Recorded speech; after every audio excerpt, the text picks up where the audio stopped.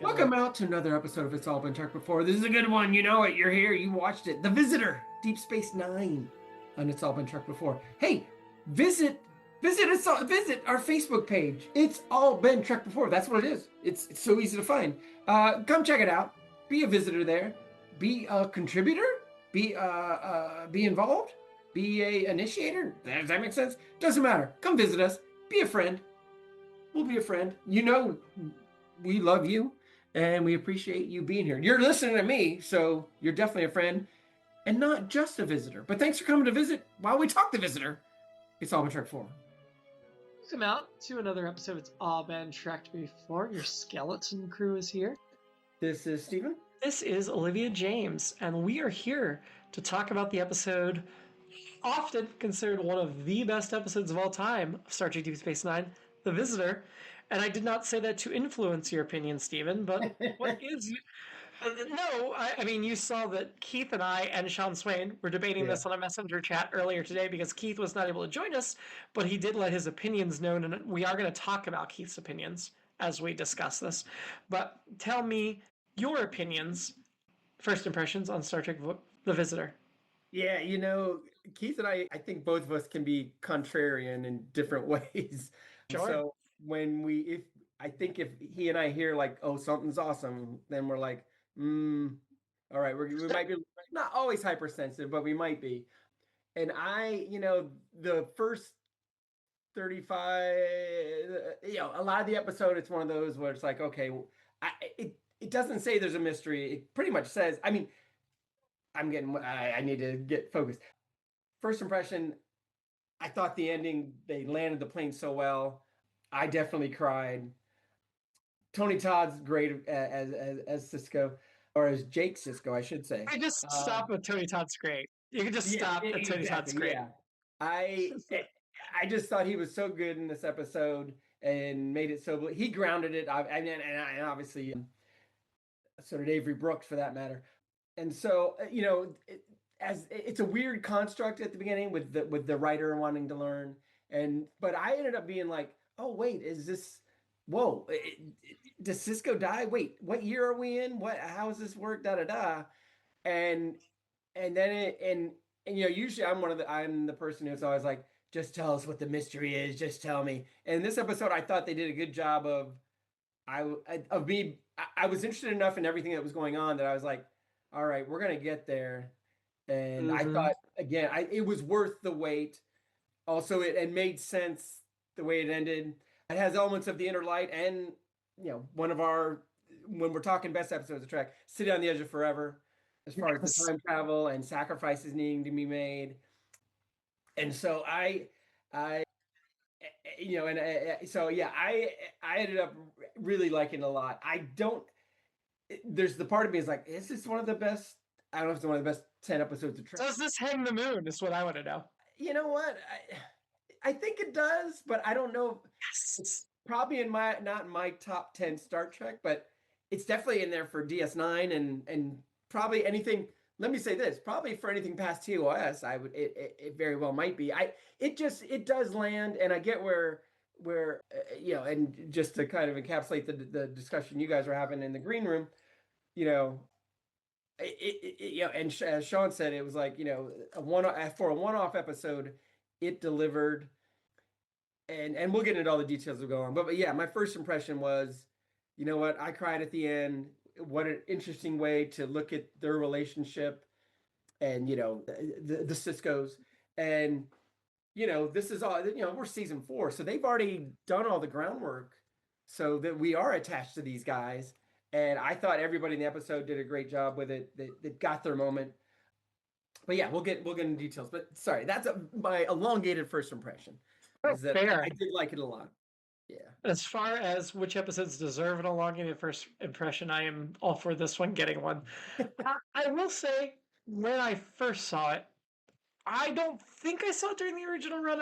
I watched sporadically during the original run, and then in college, which would have been 2001 to 2005, I sat down and watched the whole series beginning to end, including what I'd already seen before. I rewatched. So Deep Space Nine ended in, when did it end? It would have ended in 98? 98. So the 2001 to 2005 was pretty close on the heels of it ending, just 3 or 4 years. And I definitely saw like not the whole final season, but like key moments of the final season contemporaneously. But I didn't get the whole gist of the Demian War and everything until I sat down and watched it. This one, like I said, I'm not sure if I watched it when it aired or in that college run. I don't remember. But it struck me as a good episode. It did not strike me as one of the best episodes. As a 42-year-old person now, I rank it among the best. I rank it up there with Duet and City Legit Forever and Inner Light. It's when you take that character and take them through the emotional ringer in a standalone story. And what adds to that for me is, as Sean said in the chat, and I agree with this wholeheartedly, I know I've said it independently before, Jake and Ben's father-son relationship is one of the linchpins of Deep Space Nine. It's not the primary one. Yep. It's not one of the like couple that are most in focus, especially in the second half of the series, because with the Demian War going on, father-son's not going to be as prominent. Yep. But there will continue to be father-son stories throughout all 7 seasons, including up into the series finale. Like there will still be father-son moments in the series finale because that is such an important key moment of this show, or an important key element of the show is Jake and Ben's relationship. And I do wish it had been a little more prominent overall, but in general, I love it a lot. And I love this episode a lot. And I've got positives and negatives, but I don't quite know if it hits the top 5 for Deep Space Nine for me, but it definitely hits the top 10 for Deep Space Nine for me. So, as you're mentioning, like, you don't know if it hits the top of Star Trek overall. It probably would not hit Deep Space Nine or Star Trek top 10 overall, but Deep Space Nine, it's definitely in the top 10. Okay. And the only other one that we've watched, there's like Duet's definitely Deep Space Nine top 10 in season 1. The other 2 that maybe that we've seen at this point are Blood Oath with the 3 classic Klingons and Way of the Warrior are the other 2 that might be top 10, but I'm not as confident about them at this moment as I am about so far. A Visitor. Yes. Yeah. No, most of, like I said, my favorite episode is in season 6. We haven't seen it yet. And but I can think of... That was referenced in where I saw it. They referenced that episode and then Duet. So I was like, okay, yeah, I could see it in there. So when you're talking the top Deep Space Nine, Duet comes up. This one comes up. In the Pale Moonlight, which is my favorite, comes up. And that's my favorite of all Trek.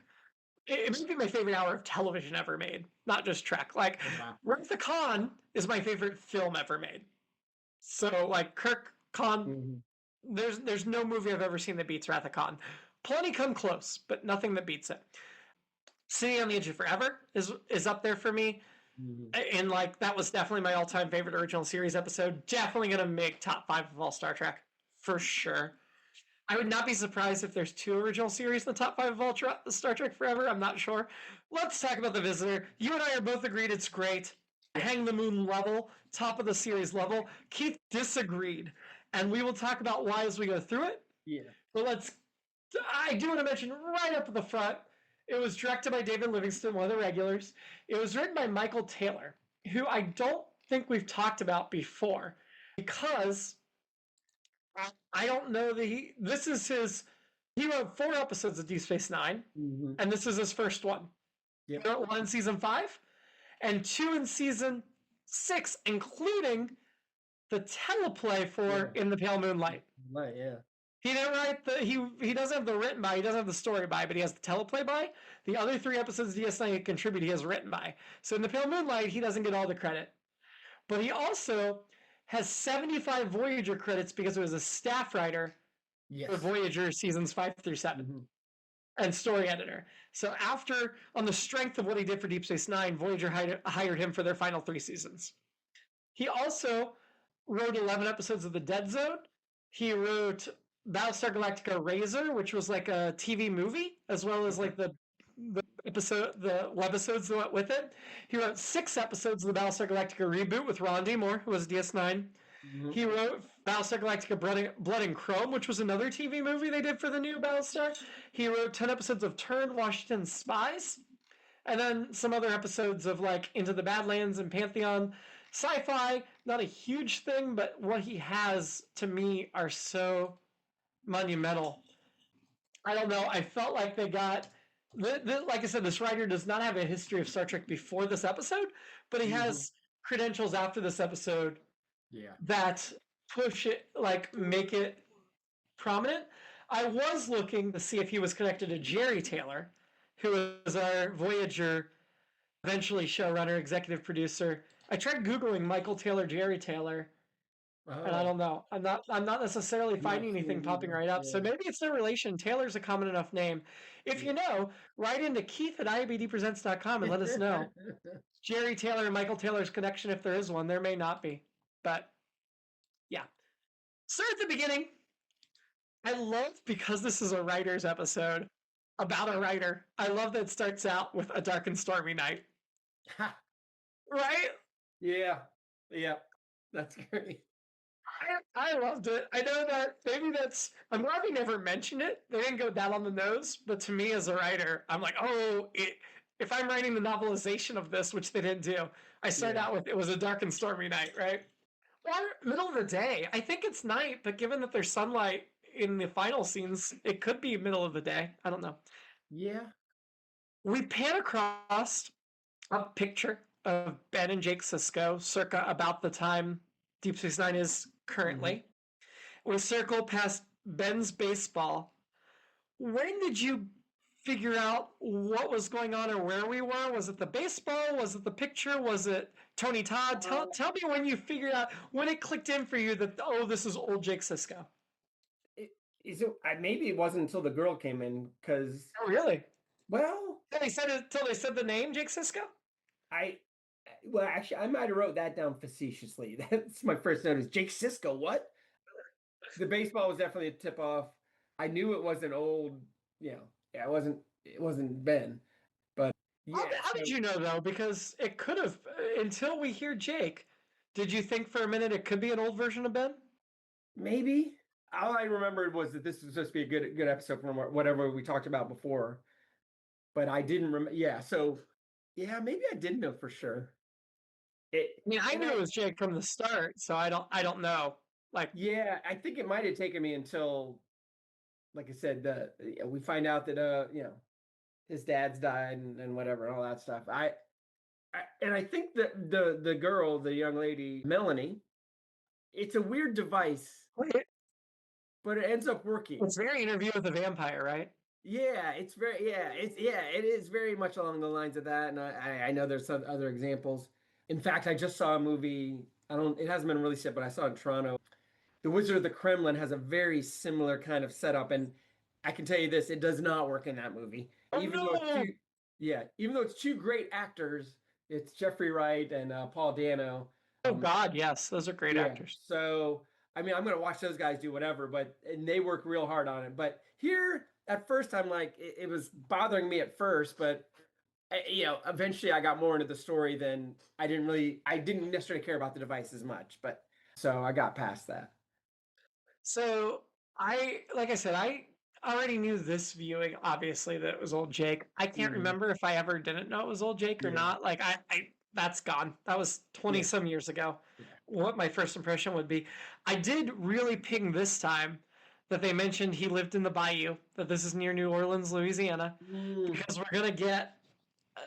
They mentioned in this episode, so it's not a Mhm. spoiler, but Ben Sisko's father, Yeah. Jake's grandfather, ran a restaurant in New Orleans, Mhm. and in our current Deep Space Nine timeline, runs a restaurant in New Orleans. Yep. It's Brock Peters. You know, we've Oh mentioned yeah. this. Yeah. We haven't seen him yet, Yeah. but this is like the third or fourth mention of this character, which Mhm. I think by the time the character shows up, we're so excited. And I don't Yeah. remember how many episodes he does, but it's not two or three. Like it's a significant number of episodes that we're going to see Ben Sisko's father, and and we will get a glimpse of his New Orleans restaurant and that he's running. So Cool. And I love Brock why Peters. not? He's always great. Right. Well, he's already got the Star Trek cred Yeah. before we get to him, right? And he was But Darth I Vader. I love. think we mentioned this. I mentioned he was Darth Vader in the Star Wars radio series too. So he's Yes, got the you did mention. got both. Yeah, Yeah. he's got all the Among other sci-fi titles. cred. Yeah. He's great. I will be very curious once we like watch more Deep Space Nine how you Mhm. think Joseph Sisko, that's his name, Joseph. How Okay. you think Joseph Sisko compares to his other characters? Hmm. But I was just excited that we were in the Bayou, and I'm sad we didn't. If they had already cast Joseph Hmm. Sisko at this point, I think we would have got a cameo at some point. But Yeah. because I doubt they would have cast him yet. So we get Tony Todd playing Jake Yeah. Sisko. Now And him I Tony, recognized right away. I was very excited about that. We who talked about it doesn't? last week. But, We've already talked about on this podcast, but just as a refresher, he's best known for Candyman, The Rock, The yep. Crow, and The Man from Earth. The Man from Earth is on I put him on our possible specials list. Tony Todd, all of those things, but we've already talked about him in this because this isn't his first Star Trek appearance. Do you remember where he's popped up on He Trek was before? Worf's brother, right? Was it his Worf's brother Kern. Yeah. And he will play Kern again in an episode of Deep Space Nine. This is the only episode we see him as adult Jake Sisko. That's it. We'll never see him again as adult Jake Sisko. But this season, season 4, we will see Kern again, played by Tony Todd. Okay. Okay. He is only in one episode of Deep Space Nine as Kern, unfortunately. But it is season 4. We just lost Tony Todd not too long ago. I know. November, last November. I guess it's been a year, but still. He did 3 episodes of TNG and 1 episode of DS9, so he played Kern 4 times. Other Star Trek credits, just to refresh your Deep Space Nine, he has 2 appearances: adult Jake Sisko and Kern in 1 episode in season 4, so both season 4 appearances. He will also be in 1 episode of Star Trek Voyager as a totally different character, not a Klingon. In season 4, he'll be playing the Alpha Hydrogen. The Hydrogen's a species you haven't met yet, but very scary, very warrior. And then he voiced Kern in the video game Star Trek Next Generation Klingon Otter Guard, and voiced Chobon, who I assume is a Klingon, in the video game Star Trek Elite Force 2. Voiced Rodek, Klingon or not, I don't know, in Star Trek Online. So he's got like several video game Star Trek credits as well. But we meet him, and he's the old guy. We see him do. Did it register to you? It did to me because I knew the story. But when he like injected himself with that stuff at the very beginning of the episode, did that stand out to you at all? Did you even notice? Did you think anything? I think I just thought it was, I'm an old guy that has to have this my medicine or whatever. I know distinctly that's exactly what I thought the first time I saw it. Was old guy has to take medicine. You didn't realize he was poisoning himself to kill himself. Right. Yeah. I mean, and so yeah, to that point, that's another one of those things within the, I'm usually like, just tell me the mystery. But I thought that's another thing. It's like, okay, they kind of set it up, and he keeps saying he's dying, and I was just like, all right, already, we know you're old. But obviously there was, again, it pays off. And, so, and it packs a, like I said, it packs a punch. It's great when we get there. But yeah. So that kind of went by me, but like I said, it pays off at the end. So. Yeah. So that did not go by me today, but only because I already knew what the ending was. And I do appreciate, I think there's a lot of room for people that are only half paying attention to argue, like, how did he know the exact moment to kill himself and that his dosage would hit? But because we established in this episode how much science he studied, I was like, oh, he purposely dosed himself with an amount that would let him talk to Ben and die in the time he had. And it was funny. It's not funny, but halfway through the episode, I'm like, why does he keep ending up where Jake is? And then they went ahead and explained it. I'm like, good job on you guys of being like, this is why this keeps happening this way. And then to make that be the solution, more or less, I thought was great. It was so well put together, so well written. So I guess that's why we mentioned Michael Taylor, because kudos that you killed it on your assignment. You did. You got the assignment and you killed it. Yeah. Cohesiveness is not a problem in this episode. As you mentioned in your first impression, they stick the landing. So yeah, Jake is a writer, and he gets a woman at his doorstep that is a wannabe writer. You've already mentioned her. Her name is Melanie, and she is played by Rachel Robinson, who is best known for He's Such a Girl, a 2009 movie. No idea what that means, but could be the story of my life. This one episode of Star Trek Deep Space Nine, only time she appears in Deep Space Nine. It should not be a surprise, I don't think. I wish Keith was here because I think she only has 9 acting credits, I think, on She IMDb. does. Yeah. That's probably why this hits the top 4. There's one episode of ER, also it's her top Yeah. 4 in IMDb, Yeah. and then a movie called Loser Love. It's only 4, but it spans from 1976 to 2023. Yeah. Which is such an expanse. Yeah, she's on a She had soap 3 opera. episodes of Ryan's Hope before this. Yeah, yeah. She must have been a little kid on there. All in season 1. So yes, it would have definitely been a child. She played Deidre Thompson in 3 episodes. And then this was her second credit. ER was her third, and then she did 4 movies, plus 2 episodes of Judging Amy in 2 different roles, and an episode of The Power. And her dad is Garrick himself. Olivia Robinson? Yeah, yeah. Oh, that's probably how she got this then. Yeah, so they said they I didn't do my research. They said they looked at a lot of people, but she came in and nailed it. And again, she's somebody I'm like, oh, she looks so familiar, but obviously I've never seen her anywhere else. So no, yeah, I'm sure she's. Well, I mean, she's got 8 other credits. You may have seen her. Did you watch Ryan's Hope? Did you watch ER? Yeah, but I was sure I'd seen her in a lot more. But I enjoyed her. I mean, she did what she was supposed to do. She was supposed to be the young wannabe writer, like we said. It was some of the other examples we gave of using. I will say, looking at her picture right now, Memory Alpha, and knowing how Garrick looks without his makeup, I do see the resemblance. But I did not know until this moment that was his daughter. Once I saw that, I'm like, oh, it's so obvious, but it's not. I mean, it's obvious, but it's like, oh, I didn't make that connection. But so she was born in 1975, so she was like 21 when no, she was like 19 or 20 when she filmed this. Yeah.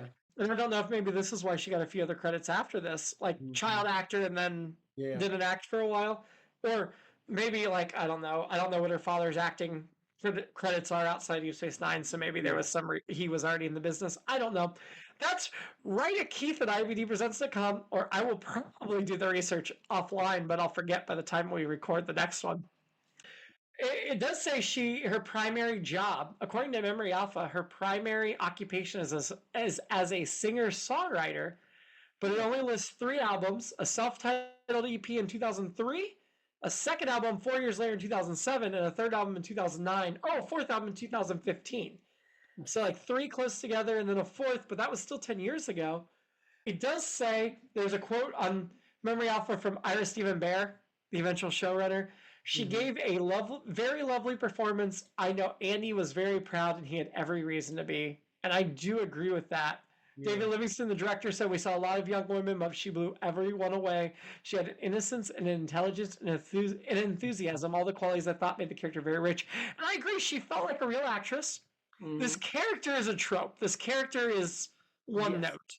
Yeah. But she gave it enough complexity and layers that it sold it rather than feeling like a throwaway. Yeah.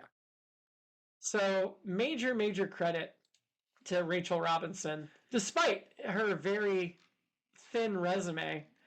I think she could have I don't know if she would have ever been a leading lady, but I definitely think she could have been a career actress. And maybe she could have been a leading lady if she had honed the craft more and did more episodes, like more things.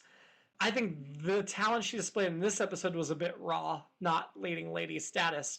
But she also had almost no other credits to get her to this point.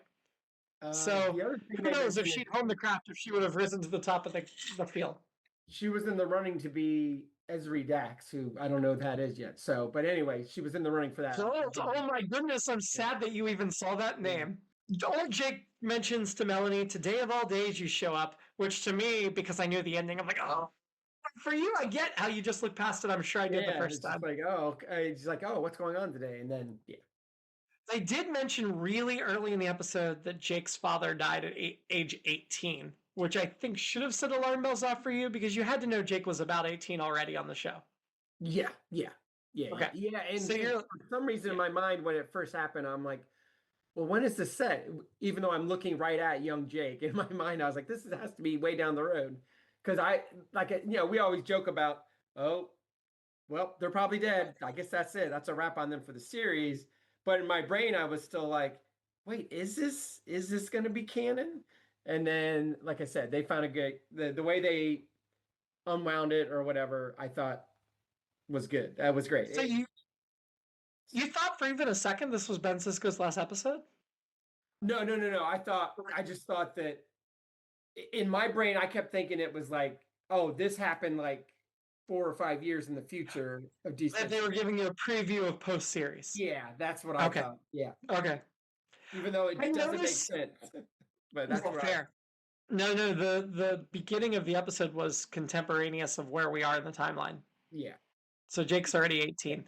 Cirroc Loften, I think, might have been 17 filming this. That was another thing Keith and Sean and I were debating the Yeah. timeline was Yeah. Sean said it may have been child labor laws that have kept Cirroc Loften from out of the show that much. I do think when he shows up now, he has a little bit meatier parts than what he's had before this. And I think Cirroc Loften, despite only getting to do a portion of this episode, did a really good job with the portion he had. I think he's great. The scenes with obviously always with Avery Brooks, but the scene I like the best with him, I think, which kind of I thought highlighted, what he's going through with the whole everybody that's left behind, if you will, is him and Kira in that room. Yes. And I loved our guy, you mentioned him earlier, our director here, David Livingston. Yeah. I just liked the way it was framed, that the lighting was kind of dark. The way they were centered up with the looking out on space past it. And then I kept looking at the stars because I was like, are they moving? And they were, because I was like, isn't the space station rotating? And sure enough, eventually the stars started moving a little bit. I was like, hey, they did it. They did a good job. And I just thought, just the way it was framed, and at the end she comes in to hug him and all that stuff. I thought it was just so different from what we're used to. Like I've talked about, like, oh, when I turn this on, I'm like, oh, I'm watching a 90s sci-fi show with the lighting and stuff and everything. But that was like, nope, this is a different episode. Even old Jake's house was like, this seems like a set we see on Star Trek when we're not in space, kind of a thing. Yes. Especially in the 90s. It felt very Star Trek, yeah. Yeah. But then but I thought that was a great moment that got away from it. So I thought, I thought he did some great stuff here. Because I was getting emotional early. Didn't cry till the end, but I was definitely getting emotional early. I didn't cry this time through. I definitely have cried in past viewings of it. Yeah. But part of it was I already knew everything that happened. But you're right. The scene with Kira really stood out, as brief as it was. And I think it was cool to get a glimpse of what it would be like to have Kira as the captain of the station. That like balance of sympathy and what the person needs, but also like, when I tell you you need to go, you need to go. I can let you stay a little bit. I can let you stay a little bit. But if you do, here's the deal. And he agreed. And that's just Kira, but it's also like the mark of a good captain. And, that'll be echoed next week as well. That kind of like, I could order you, but I'm not going to. Very different. Yes. Different characters, different situation. I also thought it was interesting we got the funeral, and I'm glad that was a very brief look at it, because I think if you have that whole funeral and go on and on and on, and then, oh, by the way, didn't happen, then I think the audience would be like, what? So I think it being brief doesn't necessarily tell you, oh, he's coming back. But I think obviously in our minds, we're like, in some way, he's definitely not done. That funeral was such an abbreviated sequence. And I think there were two really key things. First of all, we saw Worf walking off the stage, which for a second I was like, does Worf deserve speaking time? Right. And then when I thought about the way the Warrior was such a pivotal start for Sisko and Worf's relationship. And they will definitely develop it further. But they already have a relationship beyond just, I'm the new guy. Right. Like, there was so much in that episode that it felt justified. But I'm glad we didn't have to hear Worf talk. Yeah. I think having Kira talk, and that justified 3 seasons of plot between them so far, because I love the Sisko-Kira dynamic. Yeah. And it's going to continue along those veins of Sisko trusts Kira completely, and she respects him completely. And I'm not going to say there'll never be a time they don't clash again, but I do think she's moved far beyond you're my religious icon. That was present in the first season. Yeah. And he has moved far beyond you're not Starfleet, which was present in the first season. And I love their dynamic. I also thought it was really telling that Jake didn't speak, and they say, like, we didn't just miss it. He didn't speak. And that was all, like, I loved it. Before we get to that funeral, though, a couple things. In the theme song, something we didn't note last week in The Way of the Warrior, I think because we were all like, oh, new music! Worf's Mhm. there! Yeah. Did you notice Dr. Bashir's credit has changed? That it is no longer Siddig Al-Fadl, it Yes, is I now did. Alexander Siddig. Yeah, I did. That's so he still, I'm sure to this day, is still legally Siddig Al-Fadl, but he Mhm. decided at that time, because he was trying to build up a career beyond Star Trek, Mhm. that Siddig Al-Fadl was hard to remember and not connecting with American casting directors.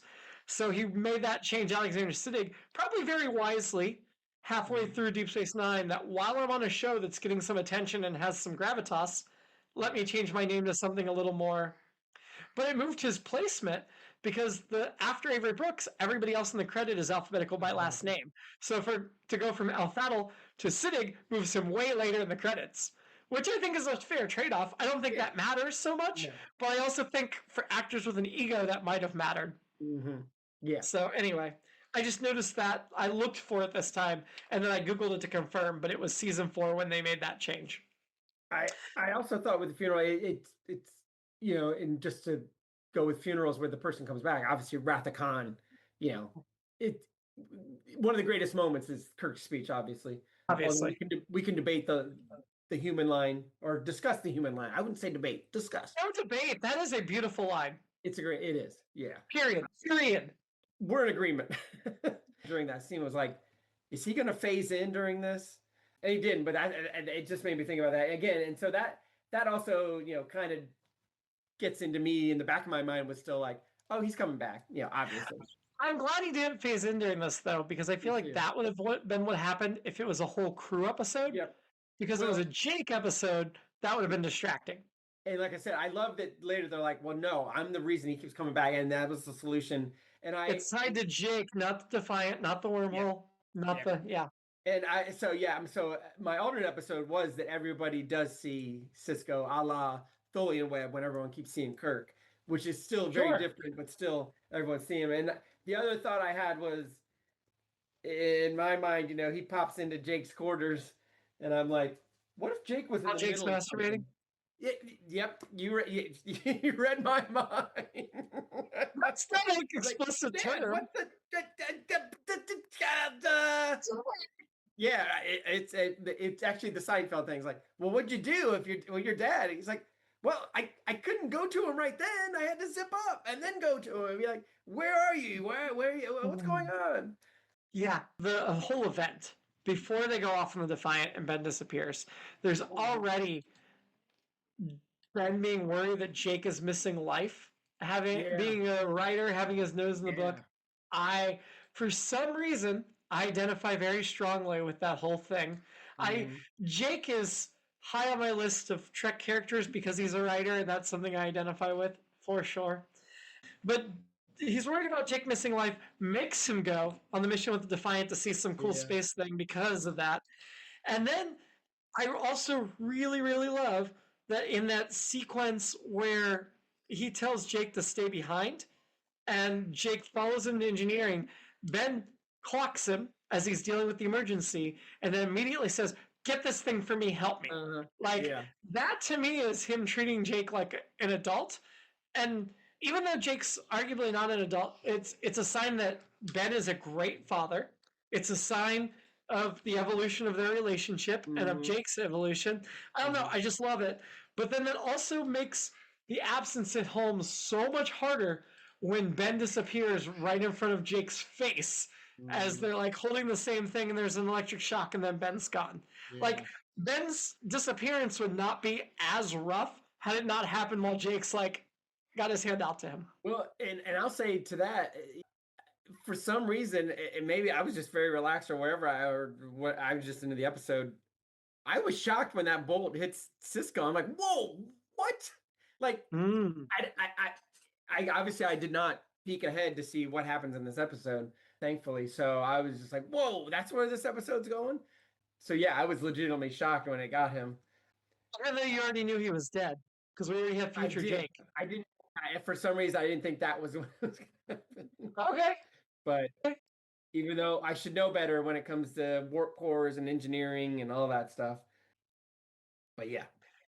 I do want to say there, and this is kind of a side note, that it's really interesting to me from this perspective, having seen the whole show, the differences in the timeline because Jake died. I think because Ben died or disappeared. I think part of that was they really did not want to lock themselves in to the timeline of how the Dominion War was going to unfold. Yes. Because the things they reveal about alliances between the Cardassians and the Bajorans, the Starfleet giving up the station to Klingons, all those things, a lot of that does not come to pass. I'm not saying none of it comes to pass, but a lot of it doesn't. And to me, in retrospect, that's because of Ben's influence. And I give Deep Space Nine credit for the fact that it makes sense without being explicitly hand-holding that this is Ben, that yes, things go drastically different without Ben Sisko. Yeah. It also makes sense, but yeah, I think they just had not figured out where they were going to go yet. And so it would have been weird to lock into some of the upcoming events. There are major, major things that are going to happen that did not play out in this episode logistically because I don't think they decided to make them happen yet. But also, maybe Ben Sisko's absence is the reason they didn't happen. And that's another thing that was on my mind was like, well, are they going to have to work within this constraint? You know, No. God, they not. Because that, immediately took me to the Star Wars thing where it's like Lucas is like, well, I'm going to fill in these blanks, and didn't do it great in the prequels. Again, I will defend the prequels, but now Strange New Worlds, I love the way they're doing it. So, but anyway, which I've also said many times on here. Yes. Jake has I'll call it space iPad that he's writing on, but he's got like a stylus or a pencil. Yeah. Yeah. But then it shows up as if he's typing it. So I thought that was interesting. Well, I also see him like almost highlighting or something. It might be like I use swipe on my phone. There was a period where styluses were all the thing with phones, and I don't think you see that anymore as much. I think that's actually an interesting case where Star Trek was like a little ahead of the game. Like people are going to be using some kind of stylus, and I guess they probably do on iPads or whatever, or iPads or notepads or whatever. I don't have one, so no. I guess like the laptop I'm on now, I can touch and move things. So yeah, I guess. You know what? Let's give Star Trek credit for being on it this time. When Jake's in mourning and acting really detached before Ben appears the first time, what struck me most was the Quark scene where Nog's trying to get him to go to the holosuite, and Quark's like, "Nog, you have to bring this thing up." And Nog's like, "Oh, sorry, Jake, we're gonna have to do the holosuite later." And Quark's like, "Oh, why well, need someone else to do it?" The fact that I think this was brilliant for the writing. The fact that you choose to show that even Quark is making allowances for Jake and looking out for Jake shows you how much the station as a whole and everybody is caring for Jake. Yeah, and I thought it wasn't. I thought it was perfectly handled, and that it wasn't like bright light, da da da da da. It was just very much like, oh no, you know what? It's cool. Just a little thing, and it said so much, like you just said. I definitely hit on that. I love that. We hear that Dax and Kira and the others being non-specific, are looking out for him. But by demonstrating that Quark is, then you know everybody is, right? Like that's just the shorthand if you're a writer trying to figure out how do we demonstrate in 5 seconds that everybody on the station is looking out for him. Having Quark put aside business for him proves it. Yes. Love it. It's one of my top 2 or 3 favorite moments of the episode. I think it was really smart and really impactful. And it's such a throwaway line if you don't know the characters or the context. Yep. So I that was very touching. I thought it was really interesting that the first time Ben appears, Jake's asleep. So you can absolutely write it off as a dream. Yes. That was such an interesting choice to make and really good for the narrative structure of the piece to do that. Keith mentioned that he felt like the episode in general felt a little like, oh, it was all a dream, so it didn't matter, which I see what he's saying, but I don't agree, but I see what he's saying. So his point was, it's like a dream where everything gets erased and nothing carries forward. Yeah. I would argue that's not entirely fair. So one thing I noted in the chat I think this is a very interesting element, and I'm not sure it was like a purposeful thing. Hmm. But at the end of the episode, Yeah. Jake's timeline is reset. He Yep. remembers nothing. It's Yep. like it never happened for him. Hmm. But Ben remembers everything. Right. We can tell that in that the end of the scene. Hmm. And so to me, that's different than it's just a dream. That's more like Picard in the Inner Light, where he had a whole lifetime, Yep. nobody else remembers it, Yep. but Picard Yep. does. Yep. But it's even more personal because for Ben, it's, oh, I see what could happen to my son if I disappear in a certain way. Because now, to me, and I haven't watched it with this frame of reference in mind because, like I said, this episode didn't impact me as strongly the last time I Sure. saw it. Yeah. But every time Cisco goes out and risks his life now, it has to be in his head that if I disappear in a certain way, this ruins Jake. Like Hmm. he's not just risking himself, Yeah. he's risking his Yeah. son. Yeah. Yeah. So Yeah. I don't know. I feel like that's going to hang over a lot of upcoming episodes in a way it did not for me Well, before. and yeah, exactly. And the conversation with him at the end about you don't have to do this. No, I do have to do this. I'm doing this for you. No, I'm doing this for you. Yeah, Again, oh God, it's just so it's heartbreaking. And I will say, like the original series, when his brain gets wiped and it's never yeah. mentioned again and she's just fine, Mhm. I'm Yep. pretty sure Deep Space Nine never mentions again that Ben remembers this. Yeah. But to me, it's always there. Yeah. It's that background.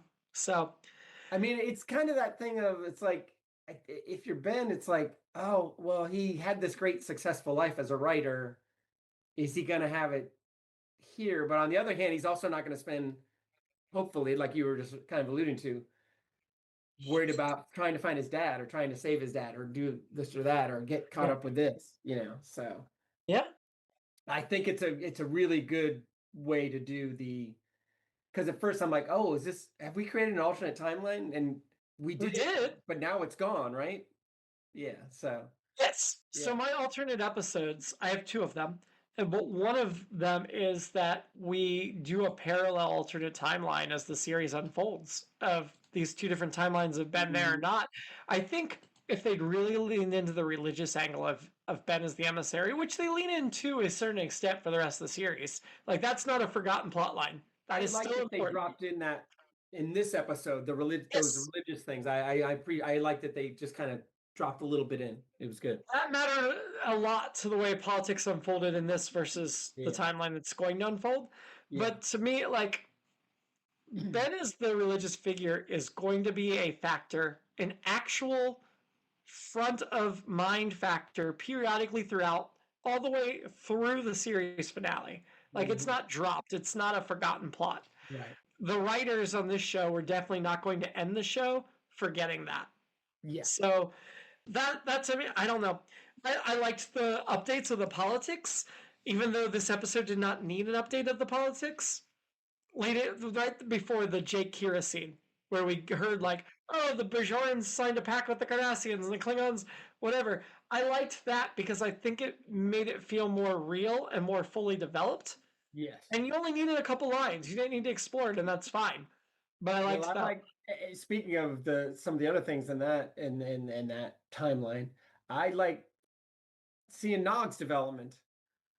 As becoming a captain and Starfleet and all that stuff.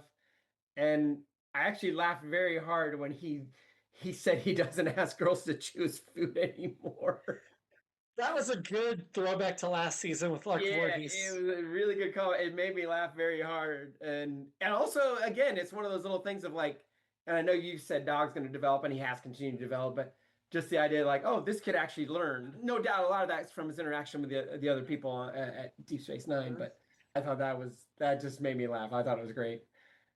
That's one of the things we're going to continue with. In this episode, we saw Commander Nog and then eventually Captain Nog. Yeah. And Star Trek Discovery, which you've seen, has confirmed that Nog will eventually be a captain and they name a starship after him, the USS Nog. Yeah. So that trajectory is coming and going to be like that part of this episode is not abandoned. I'm not saying it unfolds the exact way it happens here because this way is kind of murky. But yeah, we're still going to pursue that. And Jake and Nog on these different paths. Nog joining Starfleet and Jake being a writer. In this episode, it was very separated because of Jake mourning and shutting Mhm. everybody out and then going to Earth eventually, whereas Mhm. Nog is pursuing Starfleet. I'm not saying it's going to unfold exactly like that, because Jake is going to be in all 7 seasons and Nog is going to be in all 7 seasons. I think I've mentioned that Nog will be in seasons 4 through 7 more than he was in 1 through 3. So Yeah. Starfleet Academy Yeah. does not take him out of the show by any stretch. Mhm. It's just really interesting to see how these friends develop in such different paths. And I never think for a second, and I give this episode credit for that, I never think for a second their friendship is any weaker than it is in this episode and any Yeah. other. So no And matter what path they go on, they've been established. yeah. They will always be that. And again, that's what, like you said, it's that having developed over 3 seasons makes it easy and makes it rewarding that, on that timeline, getting to see that was really cool, I thought. So. Right. And And to see that yeah, Nog is not the guy asking women to choose food for him. So we're going to get to follow both of their yeah. adulthoods, early adulthoods, because we've only got 4 seasons left. But we're going to still follow both of them in the next 4 years and see how they develop. And they both have really good character arcs. So I Nog was is probably neck and neck with Garrick for my favorite reoccurring character on the show. I still think Garrick edges him out because I love Garrick so much. But Nog certainly has the most complex and developed arc on the show, whereas Garrick, I won't say his arc gets more complex and developed. He's just, Garrick. He's already murky and whatever. Yep. Yeah. Yep. I was disappointed but not surprised because I think we already talked about it, that Lark Voorhees is not Jake's wife. But I was No, also, she's not going to appear in the show again. although I appreciated, and I may be saying her name wrong, Galen Gorg, who unfortunately is also That no longer played with us. Jake's wife. Yeah, Oh, isn't she? I didn't look her up yet, but just she passed plays. away She plays 2020. Karina. Yeah. Oh, that's a shame because that means she died at age 56. Yeah. She was a good 15 years older than Cirroc Loften, but younger than Tony Todd when she did this. Oh yeah, absolutely, yeah, yep. Well, sorry guys, this is a sad part of the podcast, but She was 10 years younger than Tony Todd. She was like halfway between the two ages. Yep. She was diagnosed with cancer and then died a week later.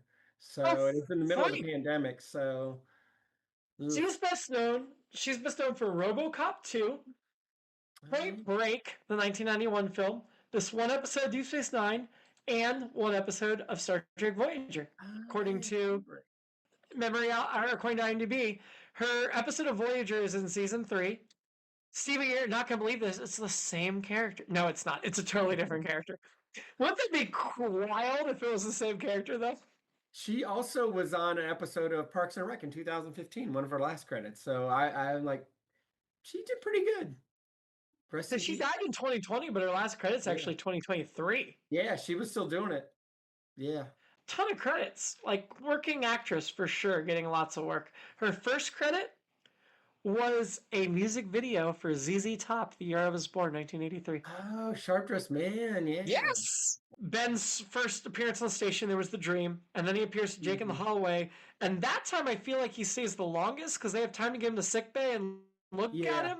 Yeah. But what struck me about that scene was very much Ben comforting Jake and Jake feeling extreme guilt, because that dynamic is going to be prevalent for every other appearance forward. Yeah. We do go back to old Jake, and then he talks about dying, but then he says, I just mean because I'm old and it's inevitable. But he also talks about old men wanting attention, and I do think it was a good brush off. I would not be surprised if you took it at face value. I kept thinking, well, he's just old. He's going to die soon is what he means. He didn't necessarily mean right now. But I think the writer and director did an outstanding job of making us believe that was the trajectory. Yeah, I definitely remember. How did you feel about his makeup and Dax and Bashir's old person makeup? I mean, Dax and Bashir's, I know it wasn't as heavy, but it was like McCoy and Encounter at Farpoint. It wasn't great. I didn't think it was better. It was a step up, but it wasn't great. Yeah. I think the best part for Dax was the hair. Because it took me a second. I'm like, I recognize that voice. Oh, that's what's going on. So I thought it gave her some extra weight around the hips and stuff too. Yeah. I thought hers was the best. And I'm glad we got to see Tony Todd / Jake with not the old makeup as well, which was good. Yes. What about Nog's old age makeup? here's my other thought. Do you think so? We see it's Dax and it's Bashir Bashir. going to do the stuff. Do you think the other folks we know were busy, or did we lose some of them between then? My guess was Kira's never been Starfleet. She's got her own Yeah, stuff going on, and Odo has his own stuff going on. I thought that I too. thought O'Brien was understandable because of family, and Yeah, that takes care of the whole main cast because yeah, I Quark guess it is does. Yeah, you know. So I think Bashir and Dax are the right ones to show. I love that they very clearly showed a friendship, but I also think part of the dialogue implied they never ended up together, which is good. That they were yeah, just friends. They yeah, were like Spock and McCoy level bickering friends, which I yeah, loved. I yeah, think it's perfect for them. yeah, yeah. Not going to say if that's how it ends up or not, but I love that for them. What did you think about Nog's old age makeup? Because when they switched to Tony Todd, it was still Aaron Eisenberg. Yes, When yes, Keurig was replaced, they didn't yeah, replace Aaron. yeah, But I mentioned I thought that was more understandable because he already had such alien makeup. Adding a few yep, gels to that's not the same as yeah, aging up Cirroc Loften. exactly. Yeah, I think that made it easier. And I thought maybe Ferengi live longer. That was the other thought of my I don't think process was so. how I don't long think so. does because we know that lifespans are gonna be a lot longer then. Sure, like Um, Vulcan. yeah. So how old is Jake at that point? So and I'm glad they didn't say specifically, but Well, I once they think they put that in tried. I think Jake and Nog are essentially the same age within a year or two of there. each other. I think Yeah. Nog, when they used Tony Todd without old age makeup and they hmm aged up Aaron Eisenberg, Yeah. Nog looked older, which Yeah. we know in real life he is older than Kirk Lofton, but Right. I didn't look it up. I don't think he's older than Tony Todd, but Probably not. because you already had the full makeup, adding some jowls to that, I think worked. Yeah. If you had to show Nog in the future timelines where Jake's really old, then I think you would have had to recast. But I think they walked that Yeah. balance. Yeah. Yeah. When I was looking at the guest star list at the beginning of this episode after the credits, I was a little surprised to see Aaron Eisenberg, but I think they used him very well. And if you're hmm doing a Jake centric episode, you need Nog. And they Yeah. used Nog the perfect amount and in the perfect way. Yeah. Totally agree. It was trying to clock the uniforms because when we went into the future, the uniforms were still the regular, like Yeah. solid color with black shoulders, but we went to the TNG All Good Things badge. Yes. I was going to tell you. I read that just before we came on. Yep. So in the timeline of Star Trek for the next 4 years, I will confirm, and because this is Keith would get a kick out of this. Logistics for the films.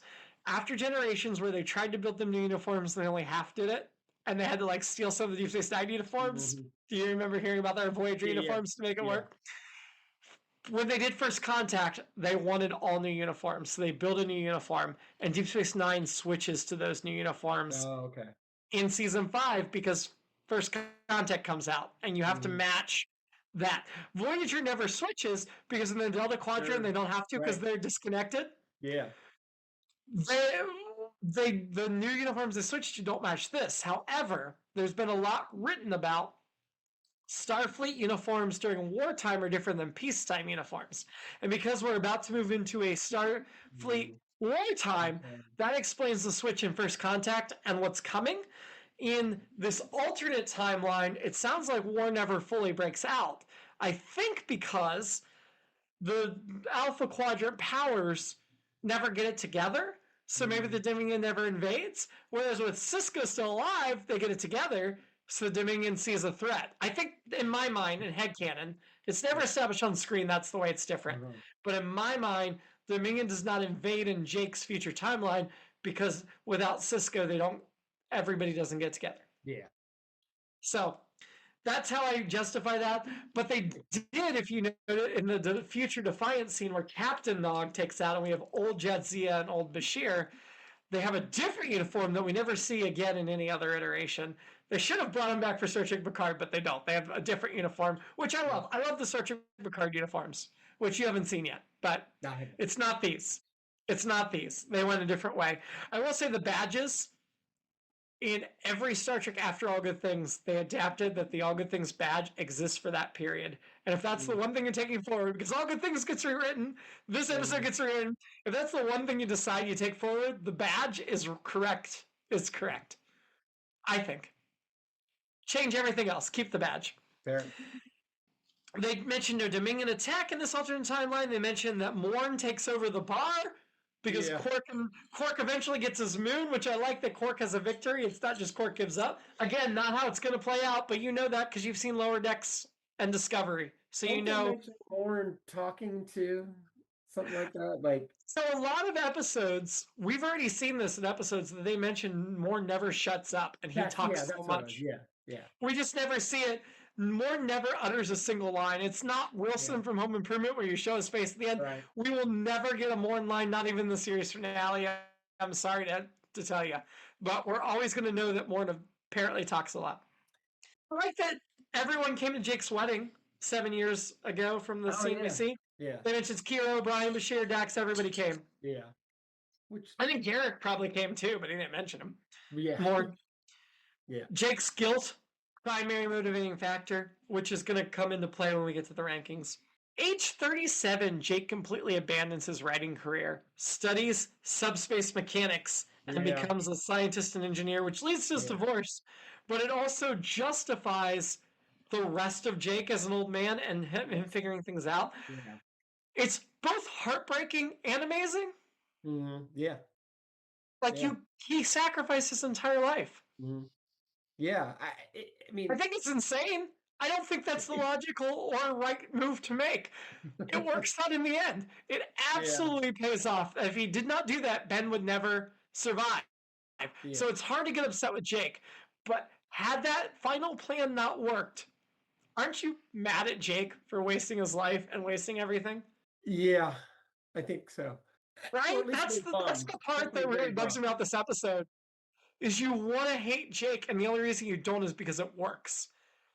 I feel like this was a 1% chance it works, and the other 99% you end up hating Jake as a whiny person that never moved on and dealt with his issues. I'm backing up. It's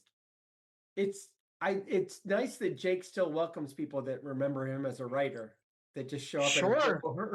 Because he hasn't done it in decades. Maybe if they don't look like Melanie Robinson, he doesn't. But I think they really, really try hard. Not just try hard. I think it succeeds with playing it off. That's not because he's lecherous. It's not because she's young and pretty. It's because he's dying already, and it's the timing rather than her appearance. Yes. However, had he not poisoned himself, had the timing not been a story point, it would have come off as 1960s Star Trek instead of 1990s Star Trek. Yes.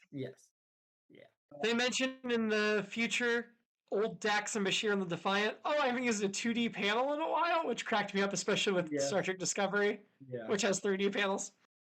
Karina says, I talked to someone at Starfleet Science. Is that something we've heard before? I think so. Okay. Like Beverly was the head of Starfleet Medical. I think we've heard of Starfleet Science. Okay, I guess that makes sense then. Yeah. Is subspace heaven? Is that what subspace is? No, because the ships actually go into subspace when they get a warp, which is part of the plot of the Next Gen episode where they have to institute the speed limit, which is never really talked about again in Deep Space Voyager, but yeah. So it's almost like an alternate dimension, but instead of an alternate dimension, it's like a half. It's like the way I think of subspace is a half dimension between alternate dimensions. Yeah, that makes sense. From that context, I wish they were floating rather than walking around on a floor.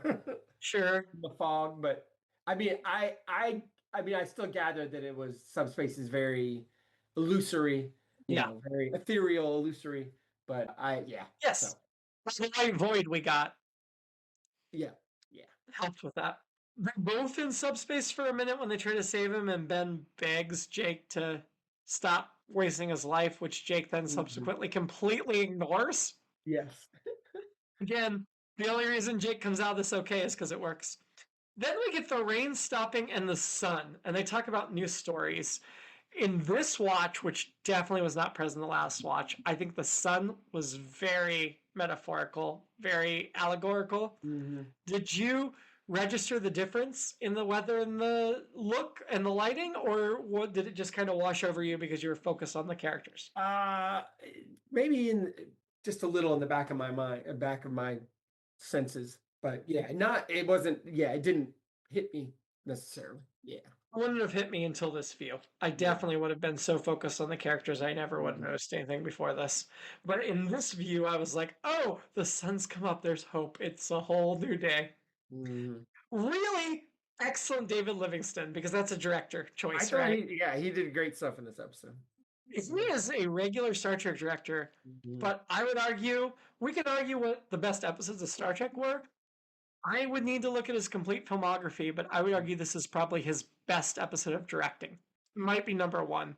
And I'm sure he has a long list, and if we go through it, I might doubt myself. But as of right now, he directed 71 episodes of Deep Yeah. Space Nine. Well, he was a producer. I'm sorry. He was a producer for the first 3 seasons.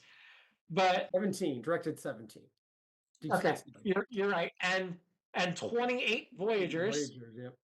And only two next gen?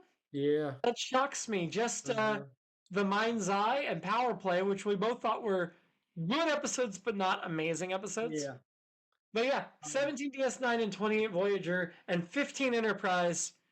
I'm gonna say this should be in the running for his best directing episode, and we'll see if I disagree. Of the Deep Space Nine he's directed so far, he did direct The Storyteller, which is similar. O'Brien telling the story, but a far inferior episode. But similar in a few ways. He directed a few really interesting episodes, like Crossover, the first Mirror Universe episode, Rules of Acquisition, The Die is Cast. But he will direct the next Tony Todd episode of Deep Space Nine, the only other Tony Todd episode, Sons of Moog. Oh, Dr. Bashir, I presume, in season 5. You're cordially invited in season 6. He's got some good episodes, but I think this, even looking, we've already seen 4 episodes of Voyager he directed. Wow. He will direct the 30th anniversary Voyager, which is their version of Trials and Tribulations. Okay. So that's a really, really big one. As well as the first part of a 2-parter with Sarah Silverman in Voyager. Oh, cool. And the first part of another 2-parter I remember. The first part of another 2-parter I remember very well. And then both parts of another 2-parter I remember very well. But I've just looked through, and while I haven't seen all of his Enterprise episodes, I think I can say pretty definitively this is his best episode of Star Trek directing. Although he does have an episode of Enterprise he's directed that I don't think I've seen, the title of the episode is Strange New World. So take that as you will. This episode got nominated for a Hugo Award for Best Dramatic Presentation, lost to an episode of Babylon 5. Oddly enough. I would assume this beat Babylon 5 unless some third party won. No, Babylon 5 won. They won the Hugo. They beat it out, yeah. I've seen Babylon 5, but that makes if Babylon 5 beat this, now I gotta see. Coming of Shadows was the name of the episode. Other notes real quick, because we are so far over on this episode. One of the longest episodes just the two of us have ever done. Yeah. The Jake's theory, it's a good thing his theory pans out, because otherwise that's a hell of a theory. He stakes a lot on it. Ben tells Jake about poking his head up. Loved that. Yeah. I loved the saying goodbye and the Jake waiting. Melanie saying goodbye and leaving before the climax, because I don't think she needed to be there. That would have been distracting. Yep, absolutely. I love Jake waiting. I love Cisco waking up Jake, although I was like, you don't fall asleep in those circumstances. You set an alarm or something to Alexa wake you up. Right. But still, the moment of Ben waking his son, who is now as old as his grandfather, was so poignant. The finding out Ben finding the poison, figuring it out, giving the tip, or Jake giving the tip to Ben before he goes, and then Cisco remembering at the end. All of that was chef's kiss. Solid A, if not A+. Near perfect, if not perfect episode. The alternate timeline I had, besides let's just see the two timelines playing out in parallel, which would have been a really cool story for a serialized show to do, but way Deep Space Nine was already ahead of its time. It would have been way too ahead of its time to run 2 parallel timelines at the same time. But if they had done that, that would have been really cool. I also think if we lost Cisco at this point and had Kira take over, that would have been really cool, even though I don't want that because, like I said, Cisco's my favorite captain. We haven't justified that yet, but we're about to. And then my other alternate timeline is just like really focus on the fallout with Cisco after this instead of just rolling with it. Who's your shady character of the week? All I could land on was the temporal signature being out of phase. The temporal signature. They were shady. The temporal signature. So I went ahead and put Jake because of the way he tricked the young lady that came and kept being shady about it. I don't think there's anybody that's super shady, but that's why I chose him. That's a good call. Let's get to annoyance. Who is your annoyance? Warp cores. Come on, we got to do better warp cores every week now. We got a warp core problem. I understand it's hard to travel through space with warp drives, but all of a sudden, warp cores they're getting crazy out there. That's fair. Mine is Jake because had his theory not worked out, it would have destroyed everything. Yeah. And I think that is, again, had his theory not worked out, this episode would have been very different. And then who was your drink with this week? I'm just going to do my obvious one, Melanie. Of course you are. I knew you were going to. I'm going to make a trifecta and make Jake for all three. I don't think I've ever done this before. But I want to have a drink with Jake, and I want to have a drink with young Jake, not necessarily. Actually, with middle Jake. I want to have a drink with middle Jake, but just Jake in general because of all the stuff he's gone through. But honestly, to me, it was such a Jake episode. He hit every category. Ranking the episode should be easy because it's just between The Way of the Warrior and this. Yeah. Keith is on record of saying below. I'm going to say above, and I'm going to let you tie break. I mean, I really like Way of the Warrior a lot too. It's great. I get Keith's arguments as well. And I'm bummed Keith isn't here. This may be ultimate recency bias, because we just did Way of the Warrior. I think I'll go with The Visitor. Maybe we'll revisit this at the end of the season, but no. I was really torn because Keith's points about this being The Way of the Warrior being more important to the franchise, being more important to the Dominion War arcs are totally true. But as a standalone episode, this is better. And that's where I was torn. And so that's why I made you do it instead of me, because I could have gone either way. I probably will be. I'm more likely to be like, I want to rewatch The Way of the Warrior. Because again, like I mentioned on that episode, Wars in the Stars, let's do it. Let's have some fun. Yeah. Worf shows up and all that stuff. But a lot of good stuff here too, though. So, yeah. Yeah, had Keith not come out so strongly against, I may not have made you tiebreaker, but because I'm so torn, I didn't want to decide, so I made you decide. Yeah. Next week, Hippocratic Oath. Bashir is asked to help a group of renegade Jem'Hadar break their addiction to Ketracol White. Meanwhile, Worf is dissatisfied with the way Odo runs security. Until then, live long. And avoid temporal phasing and prosper.